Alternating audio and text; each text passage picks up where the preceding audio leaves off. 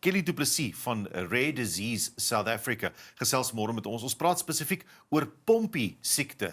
P-O-M-P-E of mens sê dis Pompe, sommige mense, maar Pompe-siekte.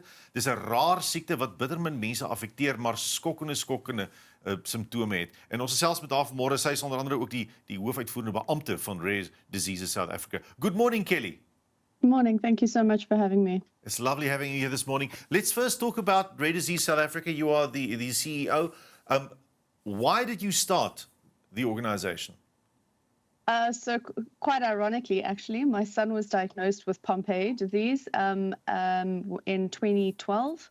And at the time, there was very little support available to South Africans impacted by a rare disease. And there was also very little access methods. So, needing to get a treatment that was not available locally, it was actually a very, very difficult process to get his treatment into the country.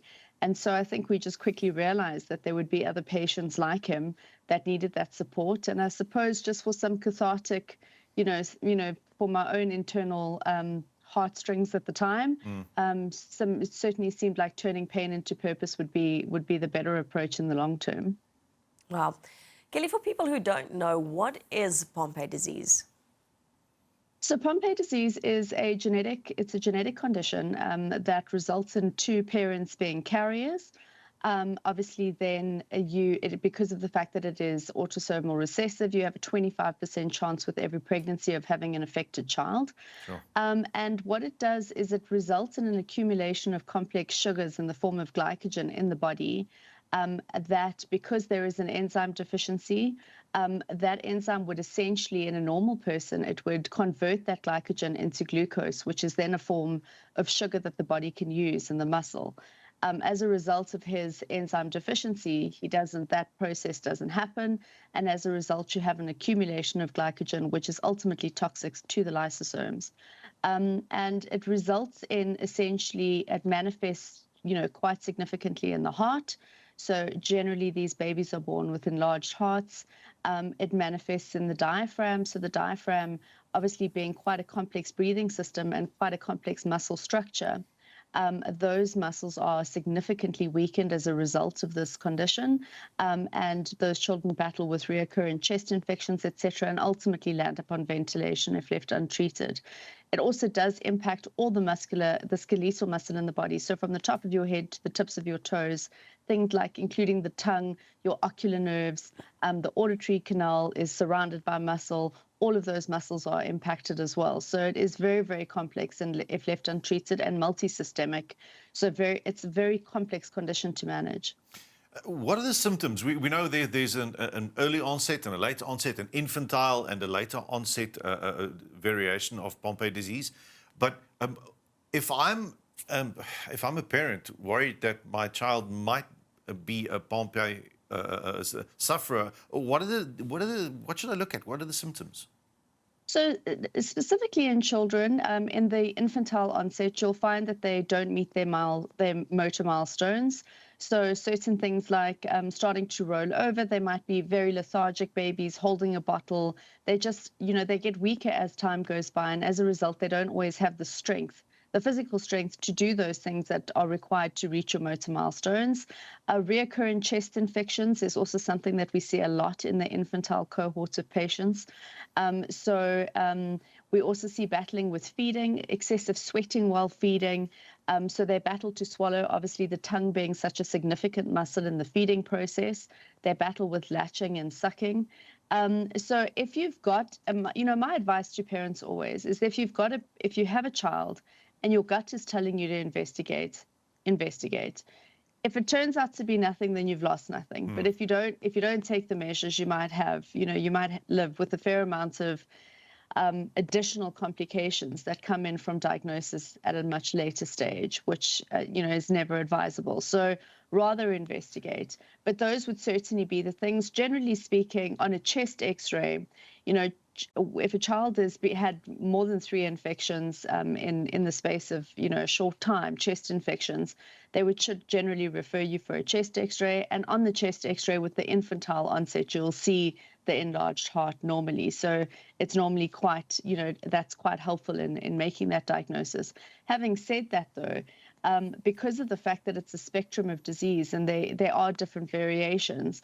You know, it's important if you don't find the enlarged heart not to just presume, now that isn't it, because they might have one of the less severe mutations and that heart complication will only manifest much later or over time. Wow.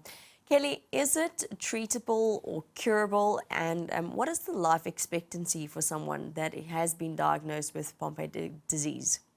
So the median age of death for an infantile Pompe patient is generally only 8.7 months. So, I mean, yeah, so it's quite brutal. We were lucky that we were diagnosed at 11 months.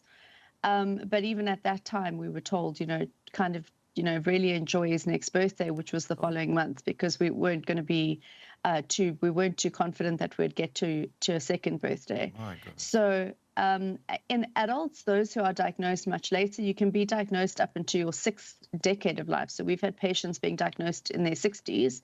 And in the adult cohort of patients, it starts off with that generalized muscular weakness. So you'll find that lifting things off the top shelf becomes quite problematic. Walking upstairs, they often trip over their own feet and fall. And if you fall on the ground, you battle to be able to get up. So just that, that consistent progressive muscular weakness that you find, which is very difficult also to determine, because as you are aging, generally that comes with the territory.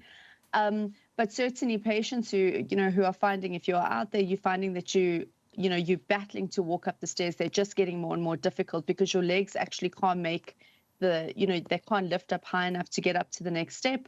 And your arms are battling in terms of reaching for things. Definitely that's something that you should have investigated. That's not normal progress as you age. And these things generally, because of the fact that the glycogen is accumulated over many, many years in an adult onset, you progress slowly, so you don't necessarily notice the change. Yeah. But you might say, for instance, go down to the beach once a year, and from last year to this year, you can see a significant difference. And then you know that something's happened. Yeah. How it's a rare disease. Everybody is thinking now, what's the chances of me getting it? What are the statistics in South Africa? Do we know? 1 in 15. Not this particular rare condition, but to be impacted by a rare disease is 1 in 15. The statistic is 1 in 15. 1 in 15 people. 1 in 15 people. So individually they are rare, but there's over 7,000 conditions that are considered rare. So collectively, if you put us all together, we'd be the 3rd most populated country in the world. My goodness. It's something we really need to look at. Thank you very much, Kelly, for joining us this morning and giving us some more info about the situation, about the condition, Pompe disease. It's really scary. Quite. Quite scary, yeah. Nou ja, daar het jy dit. Soos hy sê, 'n mens moet maar toets, nê? Moenie net die algemene verwag en dink ja, maar die dokter sal weet nie. Die dokter sal weet, maar toets. As jy twyfel, veral as jy 'n ma is, trust your gut. Doen wat jy moet doen. As dit nie is nie, dan is dit nie, maar dan weet jy ten minste. Dit was dan Kelly Plessis van RDSA South Africa wat ons gesels het spesifiek oor Pompe disease.